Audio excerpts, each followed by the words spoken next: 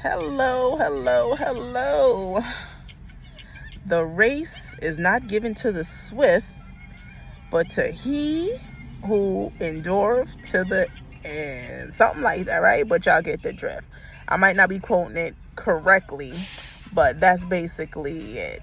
It's all about endurance, people. Endurance, endurance, endurance. Through these turbulent times, changes in our world and our lives, you know, we have to stay steadfast and hold on. Hold on, like you on a roller coaster, You have to hold on tightly until the ride is over, okay? You have to build your spirit, man. What's going to help you endure is by what you feed your spirit, your mind, your body, your soul every day. You have to take on the mindset of a champion, of a victor.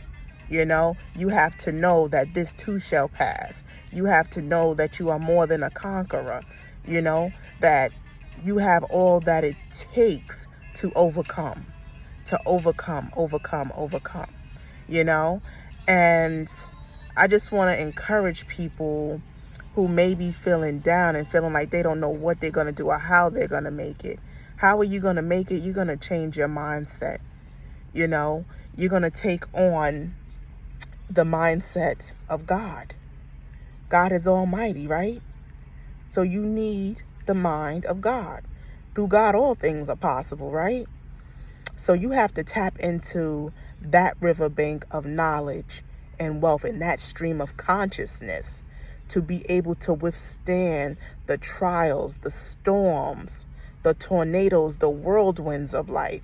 And I tell you from experience, I swear it seems like the last 20 years of my life, they ain't never stopped coming since I've been becoming an adult, okay? Since I left my mama's house at 17 years old, I had to endure. I made it up in my mind that I was never going back to my mother's house, no matter how bad things were. I just knew that was not an option for me. So I had to ride out storm after storm as a young woman in the world trying to find her way with absolutely, well, I wouldn't say absolutely no guidance, because there was my first introduction into knowledge of self, which was the Bible, which I got a bit of that knowledge as a young person, and it really stuck with me, certain things. And I always just had a feeling and a presence of knowing that something was looking after me,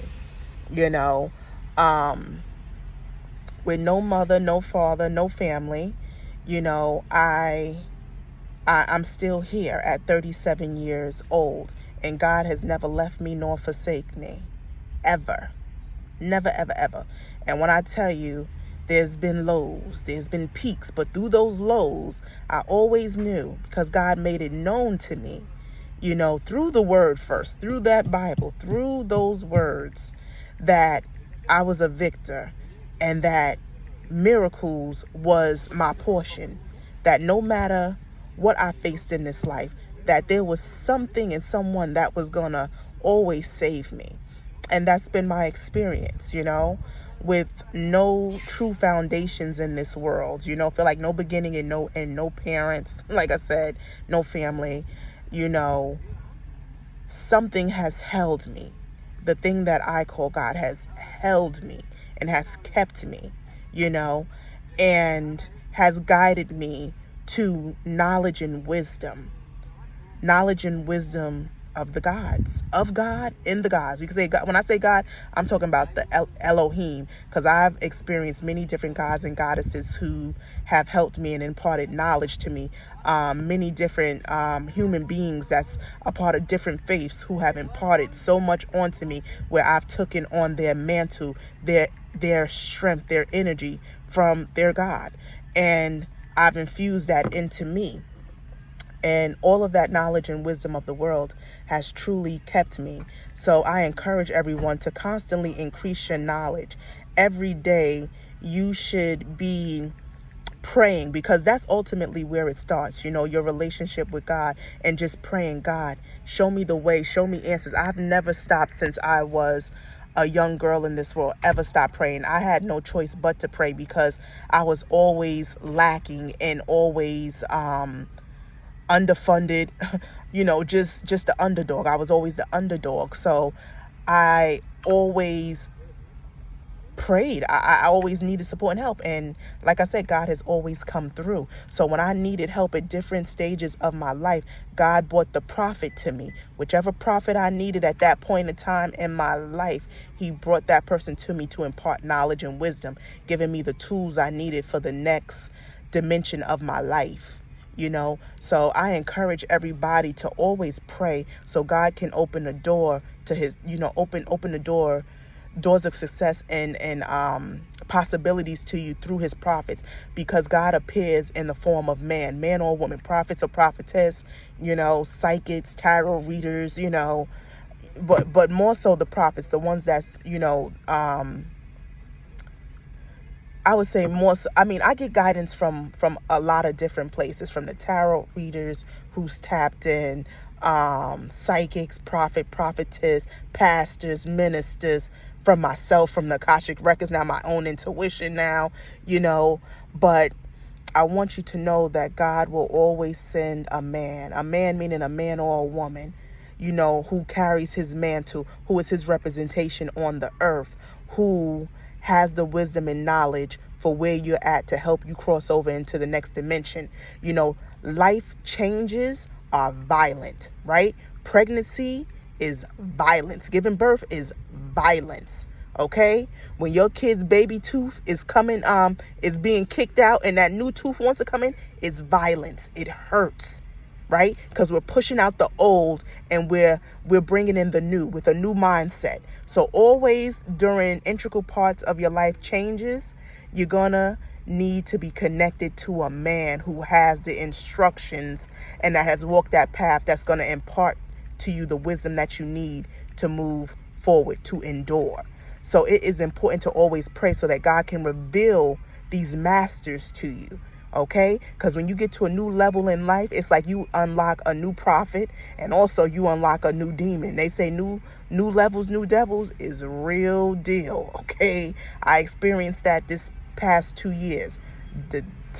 I knew the devil was after my life since I was here, but like the last 2 years, like it was a next level of warfare on my ass, and I had to pick up speed and I had to turn it up a notch, Now no longer was I fighting low vibrational just people. Now I'm fighting spirits. Now I'm fighting gods that don't want humans to rise, don't want us to have knowledge. The fallen ones that are here on this earth that's ruling this planet are upset about the knowledge that I was gaining.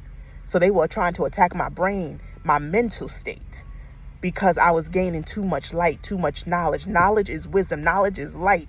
Light is the sun. Sun casts out darkness. You hear? So you have to stay prayed up so God can release these prophets to you. Then you got to stick with it. You got to have a hunger for knowledge. You got to have a hunger for wisdom, because when your money runs low, right? And when all those things in this world fail, right? Your knowledge will keep you. That's why it said Solomon, right, was the wisest man in biblical times. And the thing that he asked God for was wisdom over money and riches. And it's because wisdom truly, your knowledge is wealth. The knowledge that I've accumulated over my lifetime, especially the last 20 years of my life, becoming a young woman and really being out in this world on my own, like, it's more than money. I wouldn't trade it in for anything. It keeps me, it's favor. It gives me an edge, in any room I'm in, I know I'm there. Not that I feel that I'm over anyone, but if anyone is trying to oppress me and trying to tell me that I can't be free and that I cannot succeed, that absolutely does not resonate with me, because I know that I am a victor. Okay? And I know that I have the ability to fight all wickedness and anything that stands in the way of my progression, anything that stands in the way of my path, of my roads, anything impeding my roads. I have the power to remove it, to annihilate it. And that comes with wisdom.